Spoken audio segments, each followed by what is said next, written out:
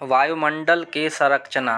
वायुमंडल को निम्न परतों में बांटा गया है। पहला क्षोभमंडल ट्रोपोस्फियर, दूसरा समतापमंडल स्ट्राटोस्फियर, तीसरा ओजोन मंडल ओजोनस्फियर, चौथा आयनमंडल आयनस्फियर और पांचवा बहिर्मंडल एक्सोस्फियर। क्षोभमंडल, समतापमंडल, ओजोन मंडल, आयन मंडल और लास्ट बहिमंडल। तो पहला है क्षोभमंडल ट्रोपोस्फियर। यह वायुमंडल का सबसे निचली वाली परत है। इसकी ऊंचाई ध्रुवों पर 8 किलोमीटर तथा विषुवत रेखा पर लगभग 18 किलोमीटर होती है। क्षोभमंडल में तापमान की गिरावट की दर प्रति 165 मीटर की ऊंचाई पर 1 डिग्री सेल्सियस अथवा 1 किलोमीटर की ऊंचाई पर 6.4 डिग्री सेल्सियस की गिरावट होती है। क्षोभमंडल में 1 किलोमीटर ऊंचाई पर जाने पे 6.4 डिग्री सेल्सियस की तापमान में गिरावट होती है। सभी मुख्य वायुमंडलीय घटना जैसे बादल, आंधी एवं वर्षा इसी मंडल में होता है। इस मंडल को संवहन मंडल कहते हैं क्योंकि संवहन धाराएं इसी मंडल की सीमा तक सीमित होती है। इस मंडल को अधोमंडल भी कहते हैं। समतापमंडल स्ट्रेटोस्फेयर। समतापमंडल यह 18 से 32 किलोमीटर की ऊंचाई तक है। इसमें ताप समान रहता है।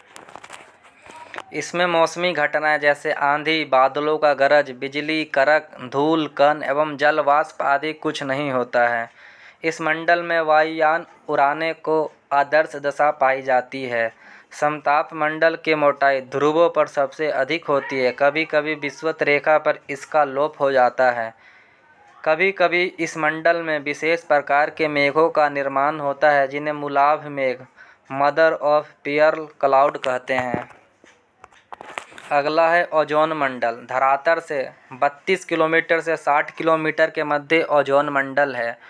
इस मंडल में ओजोन गैस की एक परत पाई जाती है जो सूर्य से आने वाली पराबैंगनी किरणें को अवशोषित कर लेती है, इसलिए इसे पृथ्वी का सुरक्षा कवच कहते हैं। ओजोन परतों को नष्ट करने वाली गैस CFC क्लोरोफ्लोरोकार्बन है जो एयर कंडीशनर, रेफ्रिजरेटर आदि से निकलती है। ओजोन परत में क्षरण CFC में उपस्थित सक्रिय क्लोरीन के कारण होता है। ओजोन परत की मोटाई नापने में डॉप्सन इकाई का प्रयोग किया जाता है।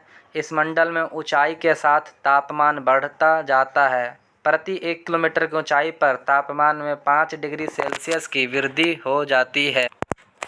आयन मंडल। इसकी ऊंचाई 60 किलोमीटर से 640 किलोमीटर तक होती है। यह भाग कम वायुदाब तथा पराबैंगनी किरणों द्वारा आयनीकृत होता रहता है। इस मंडल में सबसे नीचे स्थित डी लेयर से लॉन्ग रेडियो वेव एवं E1, E2 और F1, F2 परतों से शॉर्ट रेडियो वेव परावर्तित होती है, जिसके फलस्वरूप पृथ्वी पर रेडियो, टेलीविज़न, टेलीफोन एवं रडार आदि की सुविधा प्राप्त होती है। संचार उपग्रह इसी मंडल में अवस्थित होते हैं। अगला है बाह्य मंडल। 640 किलोमीटर से ऊपर के भाग को बाह्यमंडल कहा जाता है। इसकी कोई ऊपरी सीमा निर्धारित नहीं है। इस मंडल में हाइड्रोजन एवं हीलियम गैस की प्रधानता होता है। हाइड्रोजन सबसे ज़्यादा, उसके बाद हीलियम।